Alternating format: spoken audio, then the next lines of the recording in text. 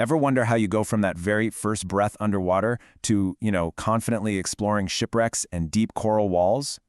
Well, the world's biggest scuba diving organization, PADI, has created a really structured path for that exact journey.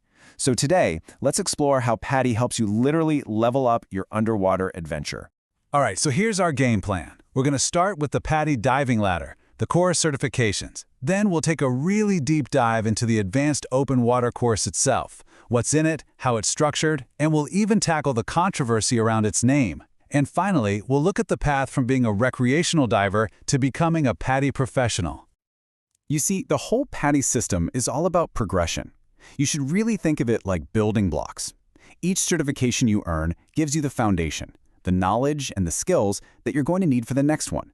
It creates a super clear path forward. Now, for pretty much any recreational diver, the core journey is built on these 3 key certifications. It all kicks off with open water, where you learn the absolute fundamentals. Then, you move on to advance your skills and get new experiences in the advanced open water course. And then comes the crucial 3rd step, rescue diver. This is where the focus totally shifts from just managing yourself to looking out for others, which is a huge step towards becoming a truly confident and competent dive buddy. So let's zoom in on that 2nd step. What exactly is the PADI Advanced Open Water Diver course? A lot of new divers think it's going to be way harder than their first course, but honestly, that's a common misconception. It's not really about difficulty, it's about advancing your skills. And when you put the 2 courses side by side, the difference is, well, it's pretty striking. Your open water certification was really theory-heavy, right? It taught you everything from scratch and ended with a big exam. The advanced course, on the other hand, is almost entirely about practical experience. You can pretty much forget the classroom and the final exams. The focus here is on getting in the water and trying new things, all under the direct supervision of an instructor. And maybe the single biggest benefit of doing the advanced course is this number right here. It extends your certified depth limit. You go from a maximum of 18 meters or 60 feet all the way down to 30 meters or 100 feet. Just that one change unlocks an entirely new world of deeper dive sites. We're talking historic wrecks, stunning coral walls, you name it. So how does the course actually work? Well, the best way to think about it is as a sampler platter. Instead of some rigid one-size-fits-all curriculum, the Advanced Open Water course lets you taste different types of diving so you can see what you enjoy the most. Every advanced course is built around 5 adventure dives. Now, 2 of these are mandatory for everyone. The first one is the deep dive, where your instructor takes you beyond that 18-meter limit for the very first time. And the second is underwater navigation, where you'll really get to practice your compass and natural navigation skills to become a more self-reliant diver. After those 2 required dives, this is where the real fun begins. You get to choose your other 3 dives from a huge list of options. I mean, you could try wreck diving, explore a reef after dark on a night dive, or perfect your hover with peak performance buoyancy. This is where you find your passion.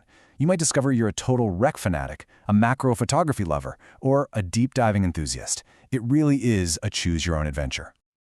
Okay, now we have to talk about the name. For years, that word advanced in the course title has been a hot topic of debate within the diving community. And why is that? Because it raises a really important question. And this is the heart of the issue. Can a diver who just finished their open water course, did 5 more dives, and now has a grand total of maybe 9 dives in their entire life, can they truly be considered advanced? Critics argue that the term is misleading and that it can create a false sense of expertise. And this criticism hasn't just been debated online, it's even been voiced in official settings. Back in 2006, a UK coroner's court heard expert testimony that directly challenged the certification's name. This quote really captures the heart of that viewpoint. I do not believe that someone with 8 dives should be classified as an advanced diver. It is madness. However, PADI defends the name by clarifying what they mean by it. From their perspective, advanced does not mean expert. It simply means the training is more advanced than the entry-level course.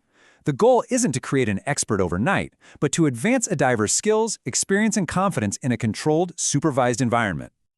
So, once you've advanced your skills and built up that confidence, where can you go from there? Well, for a lot of people, diving becomes more than just a hobby, and the PADI ladder provides a really clear path to turn that passion into a profession. After rescue diver, the professional path really begins with Divemaster, which requires you to have at least 40 log dives just to start. As a Divemaster, you can guide certified divers and assist instructors. But for those aiming for the top, the goal is to become a PADI open water scuba instructor. And that requires completing the rigorous Instructor Development Course, or IDC, and having at least 100 log dives under your belt. Ultimately, the PADI system is a framework for your own personal underwater journey. Every single certification is like a new level unlocked, opening up new environments and new possibilities. So the only question left is, what new depths will you explore next?